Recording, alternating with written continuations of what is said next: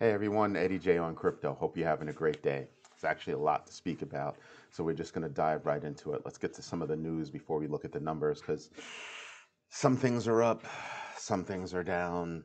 We're still within that space, bouncing around right there. So we'll get to that.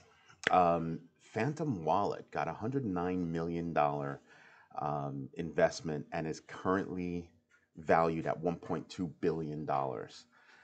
If you don't know, Phantom Wallet is run on Solana and is a major competitor to MetaMask. MetaMask being mostly an Ethereum wallet that's browser based. So that's a pretty good move. Solana has actually gone up in the market space because of that. We'll get to the numbers in a little bit. But something else that's in the news, MetaMask is not asleep. ConsenSys, which owns MetaMask, has bought MyCrypto, and that team is going to bring along desktop services that it already offers, as well as browser wallet, right? Where MetaMask currently has a in-browser app that's there, as well as a mobile app. So combining or merging those two platforms could mean a really big deal, can be a really big deal for MetaMask, which has grown over 21 times. So from October 2020 to now, it's over 21 times that, meaning they had a million back then. They've got 21 million people using it now. So I think that's going to be a major increase to MetaMask's ability, as well as bring some good staff over to the team. So that means that you're going to bring 12 employees over, plus add to the existing two CEOs of MetaMask, add that third CEO to that triumvirate. And hopefully, we'll get some really good ideas out of MetaMask and see if they can offer, let's say, more intuitive services out of the current platform. We've got the metaverse is larger than what people think, and I've been saying this for a little while now. Um, the metaverse has over 500 million. That's $500 million in sales, in land property sales. So that's something to start thinking about.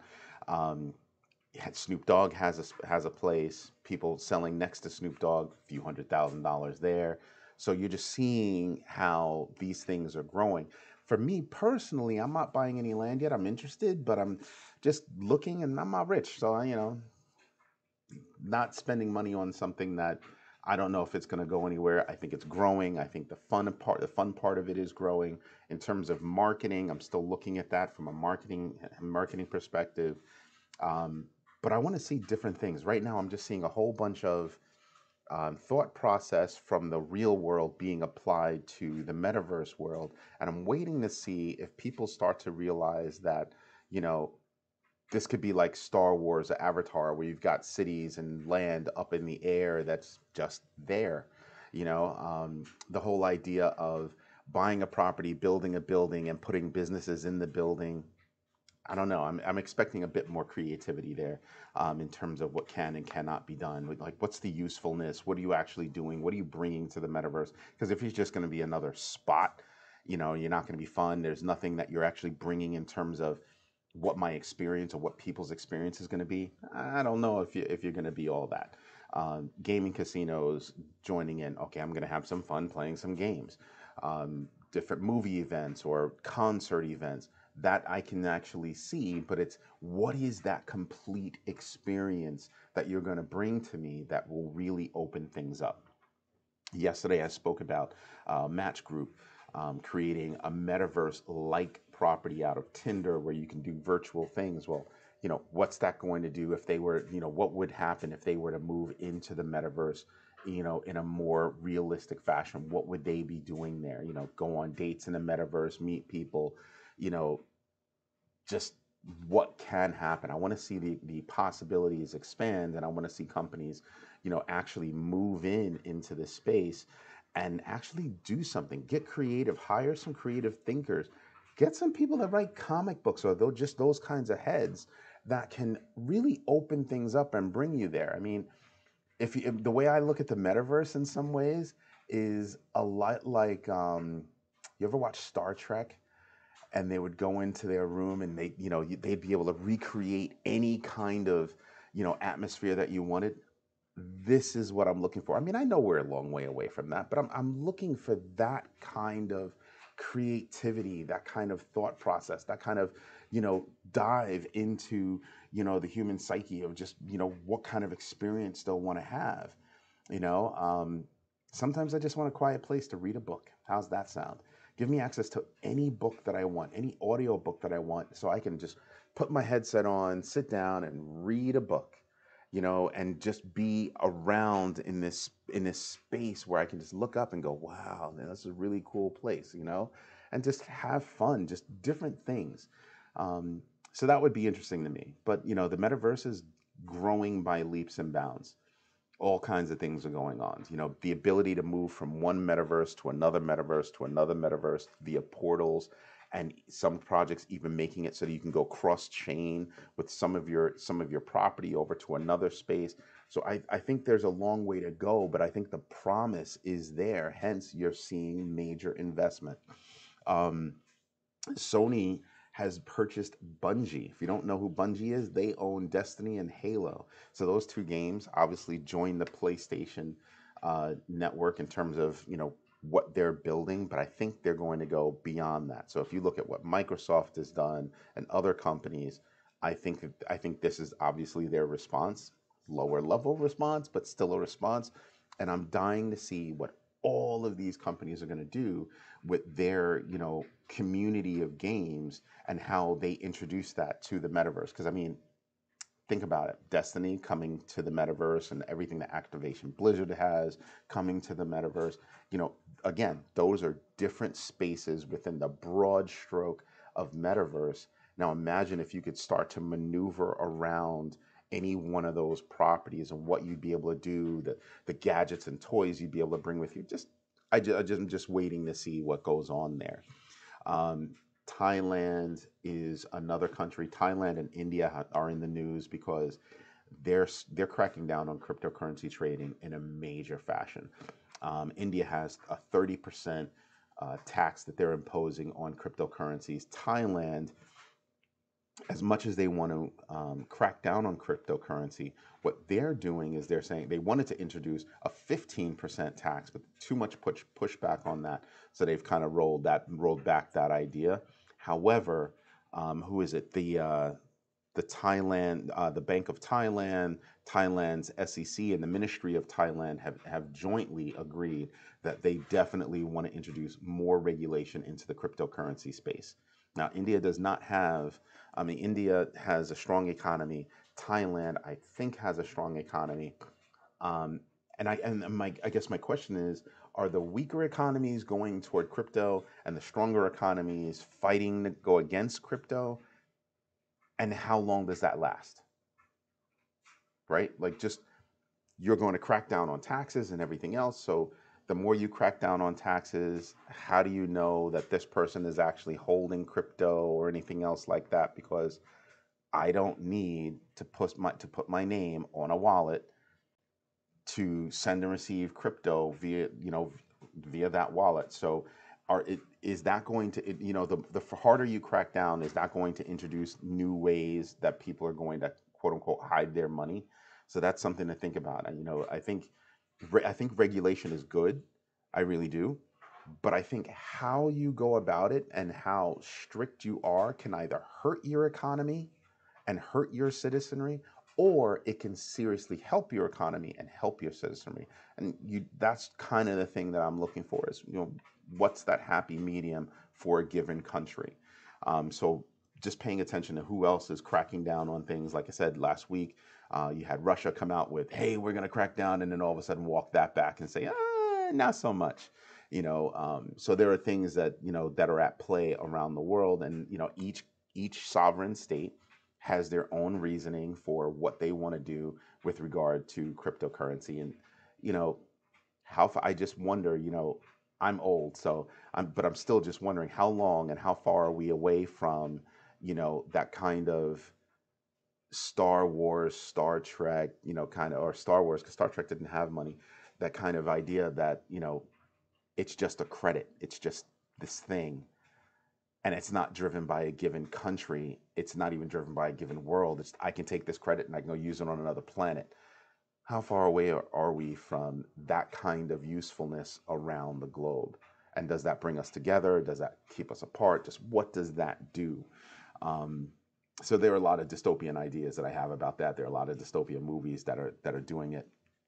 But that's what I wonder about is like what happens there. But it's all interesting to watch play out. Really huge news that nobody was expecting is that MicroStrategy started out this year and they went all in. They bought another $25 million worth of Bitcoin. That's huge. That's huge. So even after the government, U.S. government says, SEC says, hey, we don't like how you're valuing your Bitcoin stash. They said, okay, fine, we'll fix that. We'll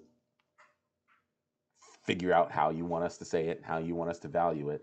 But in the meantime, we're going to go out and buy this, additional 660, Bitcoin. Kind of says a lot about the platform and about that project. You have Whale Alert has reported that the $3.6 billion stolen from Bitfinex is on the move again, or at least a portion of it is on the move again. They've seen 26 transactions, all of about 10,000, I think 10,000 Bitcoin each. Not 10,000, is it 26 Bitcoin and 10,000 Bitcoin each moving in those kind of tranches? But still, the money is on the move. I don't know how they're going to finally get it back. Like, how do you see the Bitcoin maneuvering around, and then from each one of those accounts, do you flip it to another coin and then keep flipping coin until you can't follow it anymore, and then boom, you're done? Don't know how that's going to work out. Sooner or later, somebody's going to get pointed out, or it's going to be flipped into money, or you're just going to see a lot of private transactions happen, because right now I would think that some of that money's got to be given, traded, right? Somebody says, well, I've got a portion of this money, right? Let's take one of the 26 transactions. I have a portion of this money, and I'm going to give you this wallet, and you're going to give me money. I could see that happening. I give you this wallet at X percentage discount against the value of the wallet now that makes it worth your while, and then you hand me cash, because I'm handing you a wallet and problems with the wallet, meaning you're going to have to figure out how to clean that up, right? Still, I get cash, and now I've got good money to go play with. So how do you actually catch that person? We'll see. It'll be interesting to watch that all play out. Other than that, this is crazy. I had a conversation with my brother yesterday. He just does not get NFTs. Like, just it's artwork and it's expensive. Well, here's something that's gonna just blow his mind. A rare Bored Ape NFT has sold for 1,000 ETH. Just let that wash over you for a minute. You know what? Let's move over to the numbers and see what that's like, because that's crazy. So you figure that's about 2 million, 2.7 million, or 2.8 if you looked at it right now. That's wow. Just sit there and let that wash over you. Somebody just bought this electronic thing that if I really wanted it, I'll just go take a computer snapshot of it. It's electronic. I'll just take a computer snapshot of it and I have a copy of it. But this person owns it, and they just spent over $2 million, almost $3 million on it. It broke the record for Bored Ape Yacht Club's NFT value, or singular NFT value. That's crazy. It's crazy. Kudos to you guys for creating something that is so popular. I actually applaud your success. Good job. I actually like the Bored Ape Yacht Club. The artwork I think is awesome. But isn't any better than my sister-in-law's or my daughter's boyfriends or my brother Jason? Just doesn't have to be better, right? Art is in the eye of the beholder, and it's fun. And if you've got the money and you want something, why shouldn't you get it? So just looking at it play out, but I know that's going to blow Mike's head, so that's crazy. Getting back to the numbers, you see that Bitcoin is above 39,000. Again, to me, we're just bouncing within a certain pattern, within a certain space. So am I really, surprised about it? Not really. I'm still, again, waiting for Bitcoin to bust through 42,000. That's the number. That's the number of resistance. I want to see it bust through that, because after it busts through that, then you've got a long way to go. And I think that once it breaks through that number, it'll see its record high within 6 months after that. So I'm not a numbers guy. I'm just an investor. I'm just looking at the numbers and kind of going, yeah, that's where I'm at. So the numbers are the numbers right now. Looking at our favorite, let's just boil this down to the favorites that we have. Like I said, Bitcoin is up, Ethereum's up. Look at all the green here. I mean, Solana. This is because of Phantom Wallet, right? So Solana seeing a huge boost over the past 7 days. It's up almost 20%. Today alone, it's up over 14%, almost 15%. But to be expected given the valuation of Phantom Wallet and how much traffic that can bring to the Solana project. So that's huge. No, I have not invested in Solana. Again, but I have a little bit of Solana. I do, but very little. I mean, I think it's less than $100. But looking at it, I kind of sit there and I go, great, Solana is going to bounce. Everybody, people are going to make money from it. It's all great. Again, I go back to how I go through and make my purchases. That Solana purchase is going to get me a percentage gain. Happy about that. But I'm looking for things that can give me a multiple gain, and I'll be ecstatic about that. So SHIB is up, Doge is up, Luna Terra has been going up. That's pretty cool. Over 30 days, they're still down 41%. I mean, just look at these things as you continue looking at them over 30 days. I'm down on Bitcoin 18%, ETH 26.5. When you look at the 90-day, I'm still down. 1 year, my 1 year numbers are coming down because it's 1 year from date, and then back. But I'm just sitting here and I'm kind of going, I'm actually pretty happy that I'm invested in crypto because I can see the usefulness of crypto. I've used crypto as a use case. I've used it, not just invested in it. So I think those are things that are very interesting. When you look at crypto, when people say, "Oh, I don't understand crypto," but then they turn around and they use something like Venmo, Cash App, Zelle. When you're using one of those, and I just sit there and I scratch my head and I just go, "Yeah, but you say you don't understand crypto. Is it the word? Is it the word you're having a problem with?" Because if you look at it, it's the speed at which you can transfer money from one place to another. Period. Period. So if you're doing that with Cash App, Venmo, Zelle, and the other things that are out there, same thing, just a different technology, and you can see how the money is moving. Also, there's one other advantage. There's no middleman. Just saying. Just saying.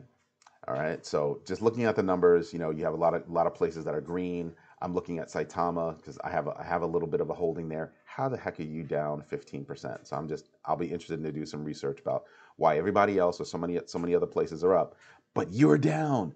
Thank you very much, Saitama. That's nice. Awesome. No, not nice. Not nice. But I will say that UFO gaming, look at these numbers, up 38%. 38% one day. Clearly something happened with UFO. Let's see. I wonder if we can find something right now. UFO gaming. Let's see if we can find something in the news right this second. Was there something there? As you may have noticed, we have worked on a logo. So a brand new logo. That was 2 days ago. Would that have an impact, a logo? I don't think so. Whatever. Not really seeing anything.